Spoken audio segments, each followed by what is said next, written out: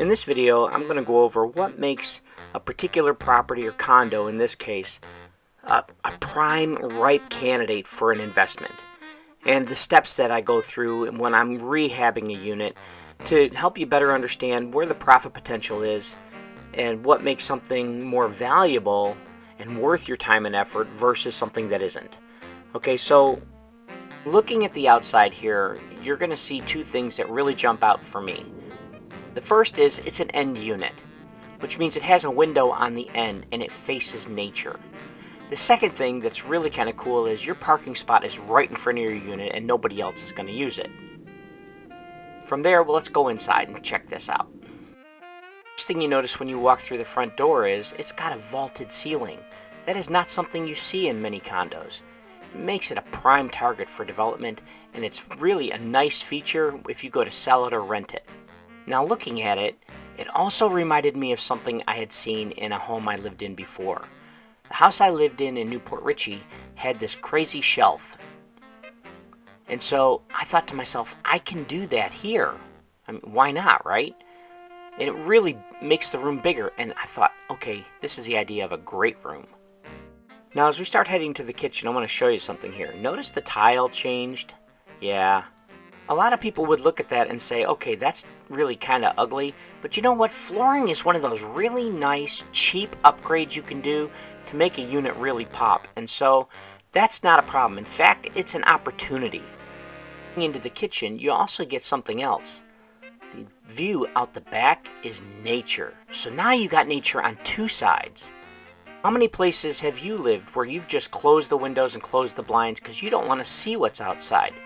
This is a distinct advantage when it comes to renting or selling a property, that you have nature all around you. But okay, clearly this kitchen is messed up. You can see that under the kitchen sink there's no doors for the cabinets, and yeah, it's gonna need to be gutted and updated. So yeah, there's gonna be that expense. But the features I've outlined, they're already enough for me to say, yeah, I want to buy this unit. Heading deeper into the unit over towards the laundry alcove, we can see that there's a little bit of damage in here too, and it's going to take some work. In fact, they didn't even have a washing machine in here. Walking around the unit, I could see there was some considerable damage from past renters that was going to definitely need to be addressed, but it's not anything I haven't encountered before, and the bathroom looked decent, except for the air conditioning vent hanging down and a few broken pieces here and there. So with the backing of my financial advisors, I decided to bring my equipment in and start getting to work. I'll admit, when I first saw this mirrored wall, I thought, man, this looks really cool. This must have been a model unit. But then I noticed that there was areas of the mirror that were kind of damaged. And there was no way that I was going to be able to, within my budget, replace this, because the mirrored glass was probably $700 to $800 per panel, plus delivery. And so that wasn't going to be an option. It was going to have to come out. Now for me, step one is always removing that popcorn ceiling. I get one of the backpack sprayers from Harbor Freight Tool, I get it wet, and then I use a flat bladed, like what they call a knife, for spreading joint compound, and it just scrapes right off. One of the things you may remember from the kitchen was this lowered ceiling above the cabinets. That is usually one of the first things I rip out. I mean, that's such a wasted amount of space. So yeah, I rip out the cabinets, then I tear that drywall off. It's some insulation and some mess, but it's worth it because you go back and you drywall that, then you can put lights or anything else above that and it really makes it pop. Okay, so step two. After I get the popcorn off, including in the closets, it's time to rip out the jackhammer and start taking out that tile. And it takes a while and it's noisy, but it's worth it. You got to get it out of there. You got to start with a clean slate. Don't you just love latex paint? Especially when it's painted over dirt, it just comes off like rubber. It's kind of crazy. So yeah, as I'm scraping the ceiling, I'm also peeling this paint off the wall. Fun never ends. Anyway, remember that mirrored wall? And I said it had to go? I was looking at this and I was thinking to myself, there's got to be a way to get it off. And so I started prying at different sections of it, and the idea that this glass was bowing and I thought it could shatter and fall on me made me think this might be one of those things that would be better handled from a distance. So I was throwing a hammer at it, and sorry about the jumpy frames. This was just the only way I could get it off safely. I didn't want it shattering and falling on me, so I threw a hammer at it until it broke, and then I just cleaned up the pieces. So with the popcorn off the ceiling and the tile off the floor, it was time to start exploring building this shelf and looking at what was inside to figure out if we were going to be able to do this. My brother Ted helped me start hammering through the wall, and he was funny because he's like, "Are you sure? Are you sure?" And I'm like, yeah, let's go. And we revealed the whole shelf, and it looked like there were just nailers put up for the drywall. It wasn't structural at all. So now that the drywall is out of the way, I think you can see the original idea of going back to that shelf. The potential is there. But I remember looking at this and thinking, this lower corner, there's something I gotta do here. This is just not gonna work. But we're gonna get back to this in a second.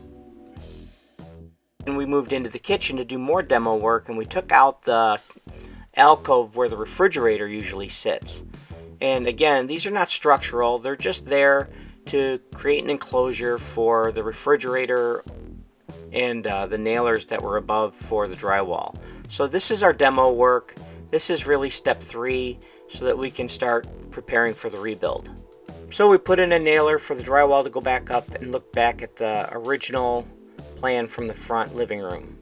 I wasn't comfortable with the way the upper corner was originally, so I decided I was going to do something interesting here. I decided I was going to build arches, and it was the first time I'd ever done that, and I think it came out okay. Looking back on it, I should have probably made this one a little shorter so that it didn't arc at the very top of the kitchen doorway.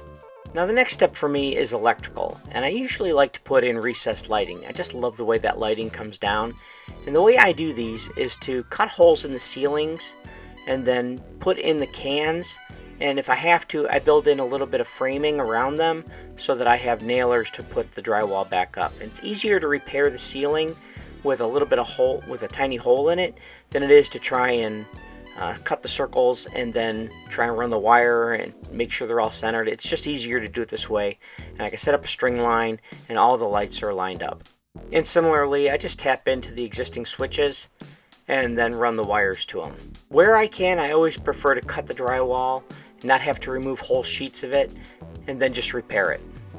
The unique things I did in this unit was I put lighting in the closets. And while that might seem a little strange for some, I always thought closets are dark, so why not do it? I'm doing electrical, might as well put some in there. Now remember the bathroom?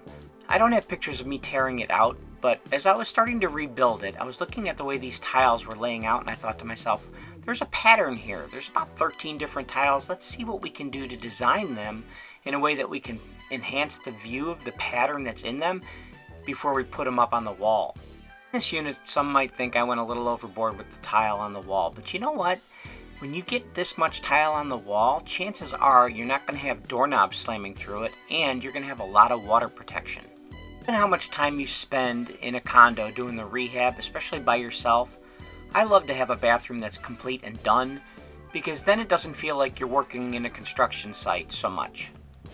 The next step in this process is where I do all the drywall repair, texture, and then painting. And I loop all this together because it's really a step-by-step process, and it pulls the unit together and makes it feel like you're in a new unit as opposed to remodeling an old unit. But you gotta pay real close attention to the floor because tile won't stick to dirt. On to finishing touches like cleaning up this electrical panel cover and repainting it so that it looks nice on the wall. These are the kinds of things that if you just don't do them, then it doesn't look like a new unit. Now, a couple things to note in the kitchen. 1, I love these hickory cabinets. I got them at Lowe's.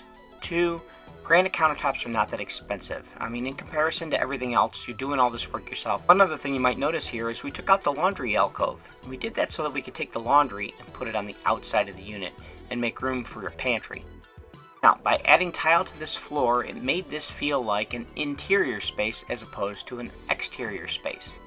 Condo rehab is definitely an adventure, and in this one I learned something new. I really enjoyed doing this shelf, and I love the way it came out. It came out exactly how I planned it. And things don't always work out that well. And the closet lighting, I thought it just looks so good. Thank you for watching. Thank you for coming by. I hope you'll subscribe and check out some of my other videos. If you enjoyed it, please hit the thumbs up and hit the notification bell so you can see when I'm posting new projects that I've completed. Thanks for watching. Bye-bye.